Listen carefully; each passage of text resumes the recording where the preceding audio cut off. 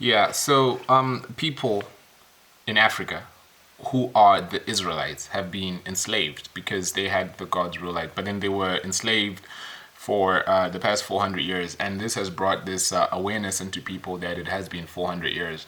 And in fact, when I first started when I made the first video about that, I hadn't even seen a single video about that. People believe that slave trade started in 1619, because in 1619, 1620, this is when the first slaves arrived in America, and this has led to people believing that this 1619 to 2019 400-year period is the age of enslavement. And this understanding is what I actually resonate with, as understanding the knowledge in God being that to know the truth is to be set free. So to be set free as a captive means that you have gotten the understanding of what the truth is. So you shall know the truth, and the truth shall set you free. And this is what Jesus came to do, to set free the captives. So his truth is his freedom. So knowing the truth, or knowing his gospel, is knowing the God spell, which is the God time, which is the God spell. A spell is a time, right? A spell is also what he refers to as saying that I have sent you a deep delusion.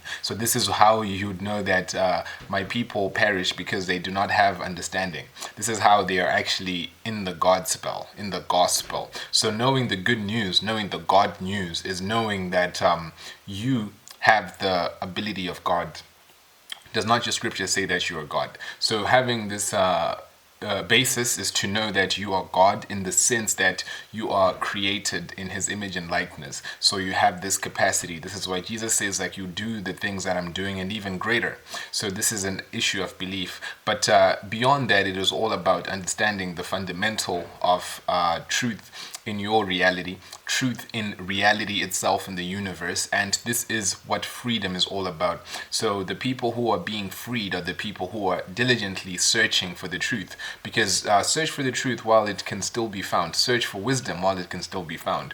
And this is how you become free, and this is what this freedom is. So in 2000, I remember, like, a lot of people actually thought like the world was gonna end, and the world did end, and it began, because what is the beginning is the end, because the first is the last.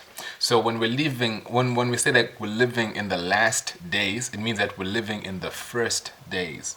So every death is a beginning. Every beginning is a death. This is how when you're actually born from a womb, you're actually given or guaranteed a tomb. So which one comes first?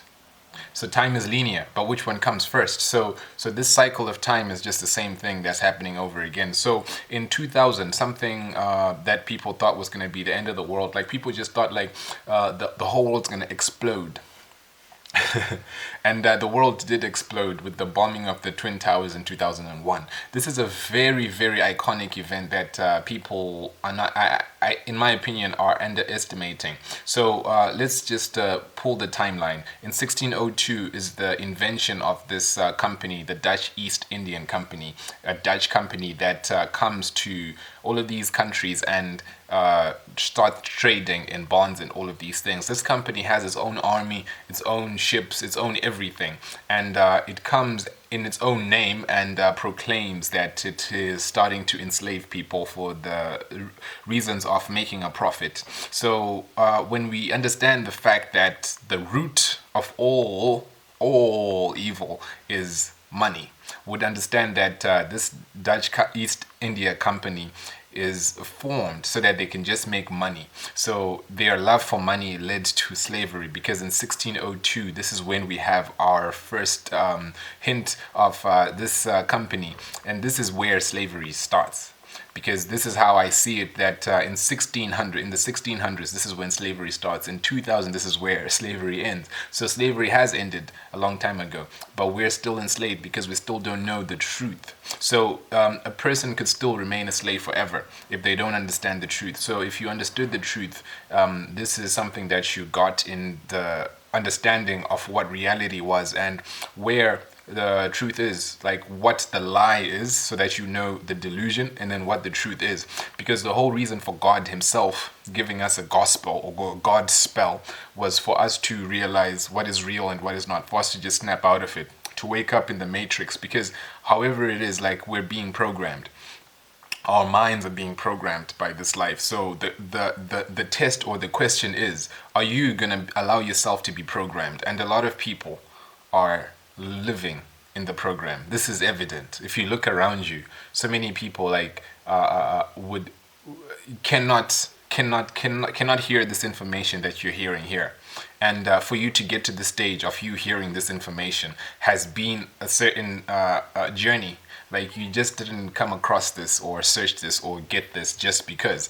But the very fact that you've come across this means that there's a certain awareness that you're allowed to get, because knowledge and truth is earned. You just don't stumble upon it, or even if you do see it, you don't grasp it. So it's always earned. It's something that you have in you, because God gives those who have and take from those who don't have. So if you already have knowledge, it means that you already have knowledge. If you already have truth, it means that you already have truth. And this is just how it works. So this is happening in this shift, because from 2000 onwards, we're living after 400 years of slavery. So slavery came in different stages. So in 1602, we have this company that's being formed. In 1611, we have the Bible that's being formed. The King James Version of the Bible comes in the 1611 version, authorized version, that came in order to give us this understanding that black people are slaves. The Israelites are slaves. So the Israelites were enslaved. So these Israelites were enslaved since 1611, and they've been living out this whole enslavement. The Mayans say in 2012 that the world is going to end. This is what they're actually referring to. This enslavement, the spell, the gospel is going to end, or is going to be revealed to those who want to see it, because even though they see, they don't see, they hear, they don't hear. So they're going to hear, but they're not going to hear it. So this is to know that the freedom is only the truth. The freedom is not to say that now you're going to be flying in the sky. The freedom is to know that you now have the power of God. This is the power in order to proclaim the good news. This is all it is.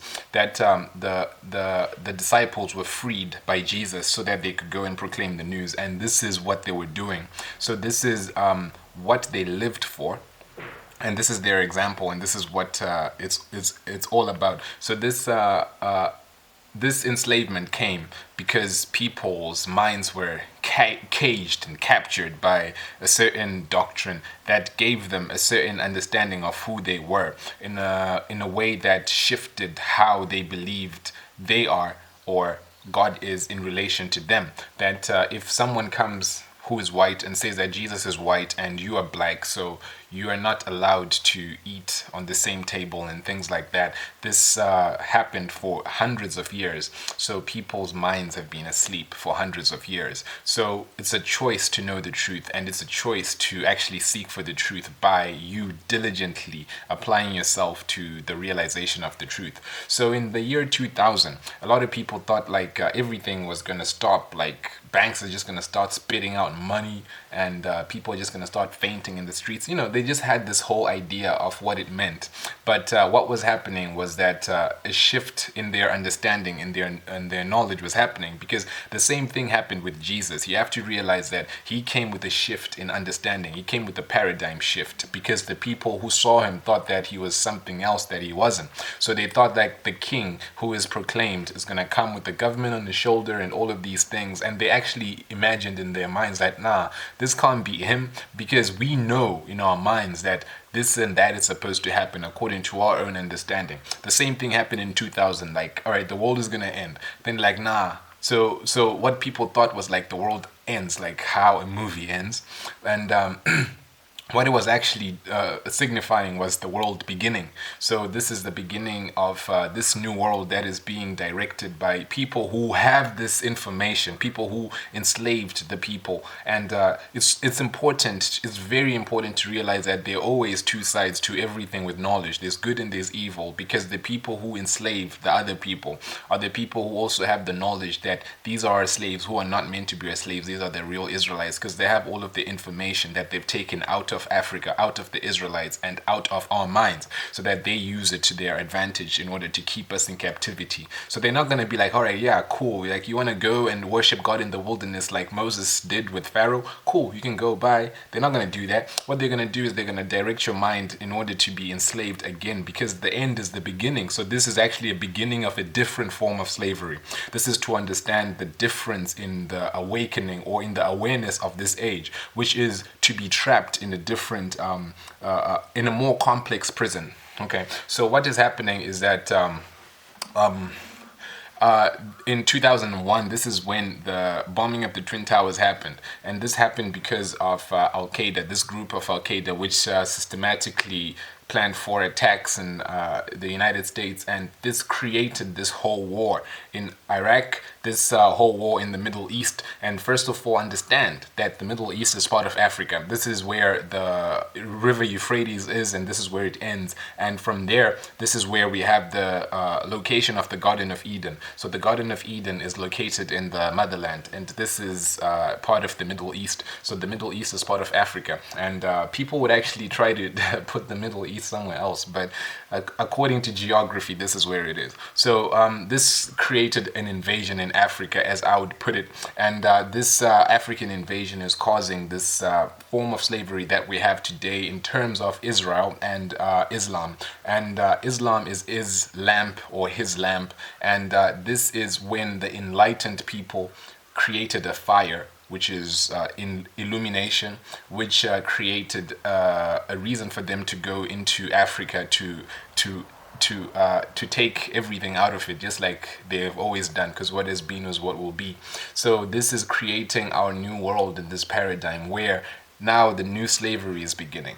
So we might have been in a different state of mind if this bombing had not happened. And this is, in my opinion, what Y2K is. This is what happened in Y2K, because this created death, despair, and it's still ongoing. Up until today, it's been 20 years.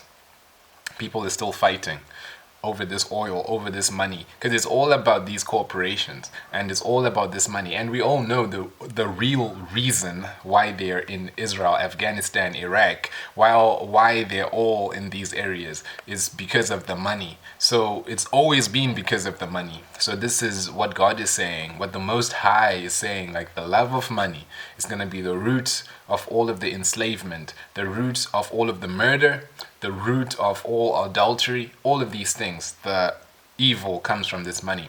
So this event, some people believe it was true, some people believe it was fake. However it was, this created this paradigm that we're now in, which is supposed to be a time when we are escaping the slavery and understanding the truth, the reality, that Abraham himself did not have a religion. We are like we are put under these religions so that we stay within our regions, in our regions, that we just have a regional understanding. But the world is what we're given. When Abraham was put into the Middle East and told by God to look north, east, west, and south, he was told to look in all over the world, because in the Middle East is where all of the countries emerge. That's where they all merge. From the Middle East, you have access to countries in the north, in the west, in the south, and the east. So this is why this area is so key, and this is why they want to control it, and this is why everything is happening in such a way. So the illumination is using the Israelites or Israelites, the light, and then it is fighting his lamps, which is Islam. And this lamp is a lamb which is being slain, which is being slaughtered. I don't know why they're slaughtering people like that. And these people, in my opinion, these are just like, it's all about love, right? Because everyone is love. Everyone is created by love. So if you're actually not an alien and you're created by love, then we should just live with love, regardless if a person is Hindu or is not, is Muslim, which is just to know that God is one, love God and love your neighbor as you love yourself, and that is it. And this is the teaching of Abraham's kids, that whoever has this rule in their mind and uses it as a principal, they become a prince. So this is how we inherit the kingdom of God. This is the whole mindset behind it. So this 400 years of slavery has been a fact. And we can't dispute it saying that it hasn't been 400 years or it hasn't been slavery, because it has, because all of these corporations start from there. And all of the corporations after that are taking the template of the Dutch East Indian Company in order to enslave the people and trade bonds in bondage. These people in bondage, the Israelites in bondage. And this is what has been, and this is what will be. So us leaving this mentality is us going back to nature, as God told Moses, like, hey, I want my people to go back into the wilderness and start worshiping me again. And this is what we're looking for, with freedom, to go back to the Logos, to go back to the Garden of Eden, to go back to the land where the tree of life is planted. This is in a natural environment. This is where the tree of life is. The tree of life is life itself. The tree of life is natural. The tree of life is found within the nature. And this is what is leaving this paradigm of these cities of Babylon, because Babylon is a city, right? So this is the Tower of Babel, which was created in a city. So these cities are creating all of this Babylon. This is just the idea of the Logos, who is the logic. When Jesus is actually being presented by God, he says, I'm going to send you my son, or my servant, who is called the branch. He's called the branch. He's called the tree. He's called the Logos. He is the tree of life, and we are now his branches, okay? So this is our family tree. This is how you actually accept Jesus to be in his family tree. It's just natural, right? So this is what we are looking for in this new paradigm, not a new age. Like, all right, all right, like I used to always hear, like, yeah, new age theology or something like that. It's not about something that's being new, because what has been is what will be. So there is nothing new under the sun. If it's true, it's not new. But if it's new, it's not true, because there's nothing new under the sun. Everything has been. So the thing that is old is that people were enslaved before, and this is not new. So the thing that is still old is that people escaped the slavery after 400 years. So the same parallel is happening within this paradigm, because this is what God said, like, go and tell this to my people. He told this to Isaiah, and then Isaiah is like, all right, I'm going to go tell them, but I don't get it. And Jesus came, and then he's like, all right, you remember what Isaiah was telling you? Now, that's what I'm here to fulfill. This is what I'm telling you. So when we understand what is happening with Jesus, what's happening with Jesus is that in Thessalonians, we're told that we're going to see his real appearance. And when we see his real appearance, or the brightness of his light, or the brightness of his form, when we see his brightness, this is when we're going to see the ether. This is to see, like, ether is literally called the bright air. So when we see his brightness, as it says, we're seeing his appearance, we're seeing his ether. This is how Paul sees his brightness and is blinded by it. And this ether is when is his appearance. And what we see in Thessalonians is that God has sent us a deep delusion, so that the person who is sitting in his temple saying that he's God is not God, because this white person is not who it's supposed to be. And this is what Jesus is saying, that all right, hey, they're gonna lie about me, they're gonna do all of these things about me, and this is how it is playing out. And this is our enslavement, because since 1611 we've been enslaved.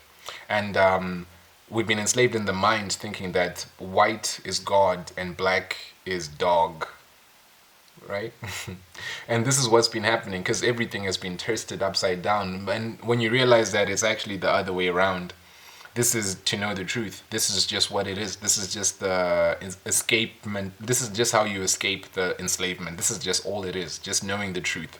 And whatever the truth is, wherever it leads you, like if the truth is to say that the Chinese people are created in the Garden of Eden and placed there as Adam and Eve, then that is the truth, and that is what's going to set us free. But if the truth is contrary to that, then find out the truth, and that is the freedom that is coming to anyone who is seriously searching for wisdom, while wisdom can still be found. Because to have the mark of the beast and all of that, to have the mark in your mind, in your pineal, this is where Israelite is. because this is where Jacob saw the angel in his pineal. And to have it in your arm, this is when you are doing the things with your body that this world wants you to conform to, or this present darkness wants you to conform to. So when you know the truth, then you're living in the light and you're looking for Jesus's appearance, which is the brightness, which is the ether, the bright air. And ether is actually where we get the word Ethiop.